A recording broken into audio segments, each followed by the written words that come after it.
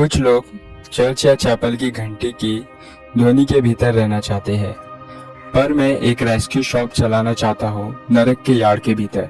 यह Charles Thomas stud का प्रसिद्ध कोट था। तो जय मसीह के प्रिय भाई बहनों, इस वीडियो के माध्यम से हम परमेश्वर के सेवक चार्ल्स थॉमस स्टड के जीवन के बारे में जानेंगे, जिनको सिटी स्टड भी कहा जाता है। चार्ल्स स्टड मसीह के सेवक थे, जिन्होंने चाइना, इंडिया और अफ्रीका में अपने उद्धारकर्ता का ईमानदारी से सेवा की। चार्ल्स स्टड का जीवन कुछ बीहड़ जिब्राल्टर के रूप में जाना जाता है। इनका जीवन सभी आने वाली पीढ़ियों के लिए एक उदाहरण है कि दुनिया में मसीह को छोड़ बाकी सब कुछ व्यर्थ है। उनका जीवन साधारण मसीहियों के लिए शाश्वत फटकार होगा।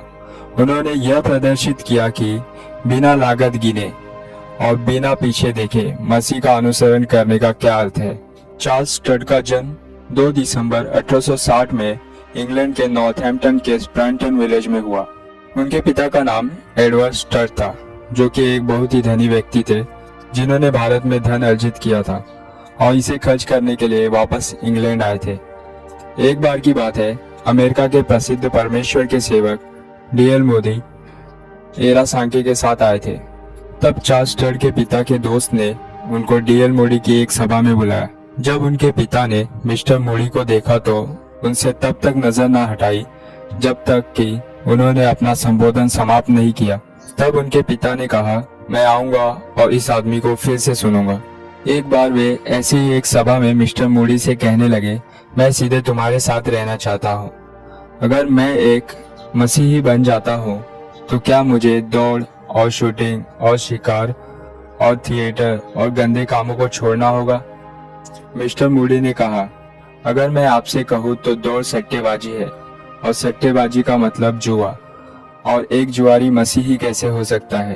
तब उनको मोदी की बात समझ आ गई और उन्होंने घोड़ दौड़ के घोड़ों को बेच दिया और अपने मकान का सबसे बड़ा कमरा खाली करवाकर उधर परमेश्वर का सुसमाचार प्रचार करने लगे। इस प्रकार चार्ल्स स्टड के पिता का जीवन बदल गया। चार्ल्स स्टड ने अपने पिता के जीवन को परिवर्तित देखकर भी परमेश्वर को स्वीकार नहीं किया। एडवर्ड स्टड अपने तीनों बेटों के आध्यात्मिक जीवन को लेकर चिंतित रहते थे। उन्होंने अपने मसीह जीवन के जरिए अपने बेटों को बहुत ही प्रभावित किया और इसके 2 वर्ष बाद उनकी मृत्यु हो गई। तब तक चार्ल्स स्टड एक एक्सपर्ट क्रिकेट प्लेयर बन चुके थे और वे अपने ईटन कॉलेज में अपनी टीम के 19वें कैप्टन थे। उन्होंने इसके आगे की पढ़ाई ट्रिनिटी कॉलेज से कंप्लीट की और वे कैम्ब्रिज में एक प्रसिद्ध क्रिकेटर थे। 1878 यह वर्ष चार्ल्स स्टड के जीवन को पूरी तरह से बदल देने वाला वर्ष था।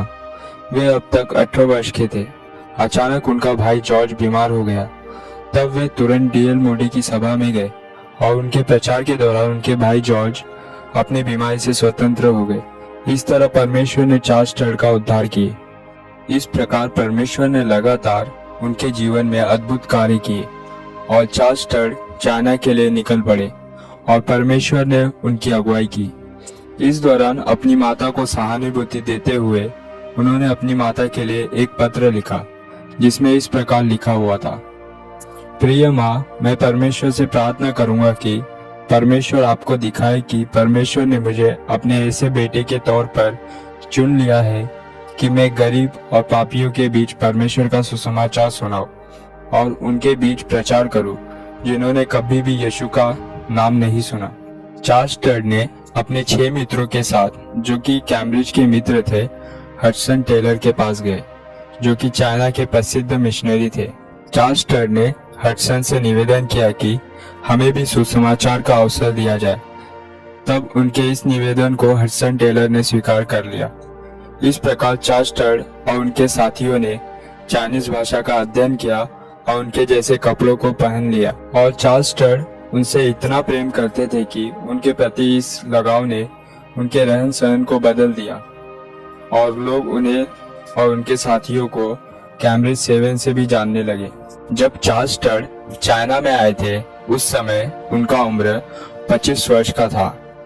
जब वे परमेश्वर का वचन पढ़ने लगे और प्रार्थना करने लगे तो वे परमेश्वर के बहुत ही करीब चले गए। इस दौरान उन्हें यह महसूस हुआ कि उनके पास जो भी संपत्ति है जो उन्हें उनके पिता के जरिए विरासत में मिला उसे परमेश्वर के सेवकाई में दे दे।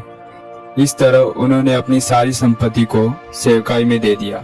चाइना में रहते हुए 3 वर्ष की सेवकाई के बाद 1888 में उन्होंने एक जवान मिशनरी से, जिनका नाम प्रिस्सिला लिविंगस्टन स्टीवर्ट था, शादी कर लिया।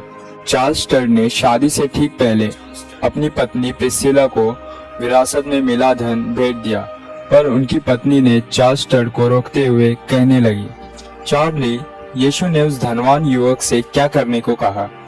तब चार्ल्स स्टड ने बोले कि सारा धन कंगालों में बांट देने के लिए कहा। तब दोनों पति पत्नी ने सारा धन परमेश्वर की सेवकाई के लिए दे दिया। उन्होंने इस तरह सन 1900 में अपनी फैमिली के साथ साउथ इंडिया में परमेश्वर की सेवकाई की। इसके बाद उन्होंने सेंट्रल अफ्रीका में भी बड़े कष्ट और संकट के साथ परमेश्वर की सेवकाई की। इन सेवकाई के दौरान उनका तबीयत बहुत ही खराब हो गया, तो भी वे अफ्रीका में रहते हुए अपने उद्धारकर्ता के लिए बहुत से लोगों को प्रचार किए। उन्होंने कमजोरी और बीमारी को सहन किया। इस दौरान उन्हें हार्ट अटैक भी आया था, तो भी उन्होंने प्रभु यीशु मसीह के एक अच्छे सैनिक के रूप में सारे बातों को सहन किया। रात 10:30 बजे के तुरंत बाद 1931 16 जुलाई के दिन चार्ल्स स्टड परमेश्वर के साथ रहने के लिए चले गए, जिनसे वे बहुत प्यार करते थे और जिनकी उन्होंने अपने जीवन भर पूरी ईमानदारी के साथ सेवकाई की। उन्होंने जो आखिरी शब्द बोले वह यह था, हालेलुया, अर्थात परमेश्वर की स्तुति हो।